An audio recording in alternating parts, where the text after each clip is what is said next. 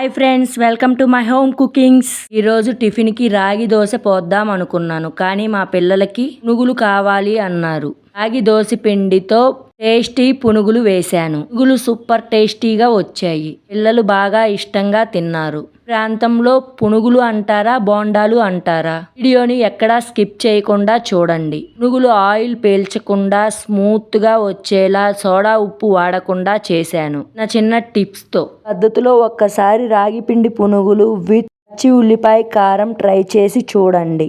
2 ఉల్లిపాయలను తీసుకొని సన్నటి ముక్కల్లా కట్ చేసుకోవాలి. కొత్తిమీర, పుదీనాని శుభ్రంగా కడుక్కొని సన్న ముక్కల్లా కట్ చేసుకోవాలి. కట్ చేసి పెట్టుకున్న ఉల్లిపాయల్ని, పుదీనాని, ఉప్పు, కొంచెం బియ్య పిండిని వేసుకొని పిండిని బాగా కలుపుకోవాలి. పునుగులు పిండి కలుపుకున్న విధంగా కలుపుకుంటే సరిపోతుంది. రాగి పిండి దోశ కోసం రాగులు 3 గ్లాసులు, బియ్యం 1 గ్లాసు, మినప్పప్పు 1 గ్లాసు 7-8 గంటలు నానబెట్టుకొని శుభ్రంగా కడుక్కొని మిక్సీ పట్టి పెట్టుకోవాలి. ఆ పిండి పట్టుకుంటే దాన్ని దోశకి, గుంత పొంగనాలకి, పునుగులు వేసుకోవడానికి బాగుంటుంది. ఒక పిండితోనే 3 రకాల వంటలు చేసుకోవచ్చు.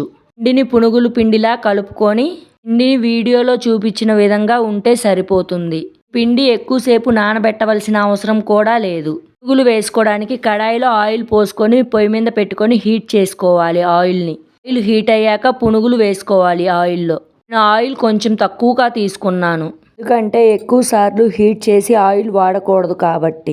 ఈ పునుగులు వేసుకున్న తర్వాత ఒక 2 నిమిషాలు కదపకుండా ఉంచాలి.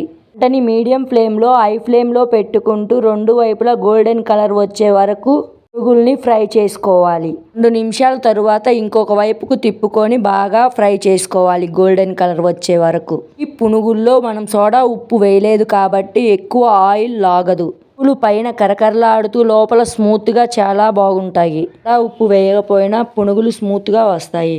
పద్ధతిలో ఒక్కసారి ట్రై చేయండి. పునుగులకి 2 వైపులా గోల్డెన్ కలర్ వచ్చాక ప్లేట్లోకి తీసుకోవాలి. అన్ని పునుగుల్ని రెడీ చేసుకోవాలి. పునుగులకి కాంబినేషన్గా పచ్చి ఉల్లిపాయ కారం చేశాను. ఎప్పుడైనా పునుగులు పచ్చి ఉల్లిపాయ కారం టేస్ట్ చేశారా? ఉంటే ఎలా ఉందో కామెంట్ రూపంలో తెలియచేయగలరు. ఒకసారి పచ్చి ఉల్లిపాయ కారము పునుగులు ట్రై చేసి చూడండి. పచ్చి ఉల్లిపాయ కారము పునుగుల్లోకే కాదు, గారెల్లోకి, దోశలోకి కూడా సూపర్ టేస్టీగా ఉంటుంది. పచ్చి ఉల్లిపాయ కారానికి ఉల్లిపాయల్ని కట్ చేసుకొని ఉల్లిపాయల్ని మిక్సీ గిన్నెలోకి తీసుకోవాలి. ఇందులోకే టేస్ట్కి సరిపడా ఉప్పు, కారం వేసుకోవాలి. ఇష్టం ఉన్నవాళ్ళు కొంచెం బెల్లం కూడా వేసుకోవచ్చు. ఇష్టం లేని వాళ్ళు స్కిప్ చేయవచ్చు.